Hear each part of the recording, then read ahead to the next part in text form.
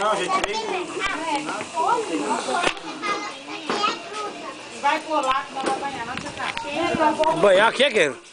Banhar em casa, o que você tá fazendo? Não, vou pra igreja daqui com a mamãe e papai e todo mundo. Ah, então eu vou embora, Pedro. Pode ir embora. Vai embora também do seu olho. Nossa, Deus. Mamãe dá isso lá aí? Ô, mamãe dá isso lá aí? Vai dar isso lá aí. Quando nós escolher a roupa da igreja, É que meu avô vai de lá. Leandro, bota lá onde, velho? Tão bom. vai dormir no seu olho, só ouvindo, tá bom? Você é muito bobona aqui. Pede desculpa, pede desculpa. Eu não. É, desculpa.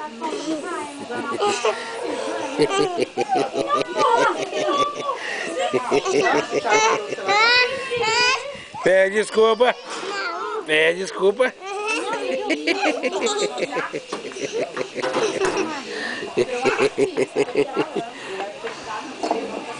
Ela vai esperar até eu chegar.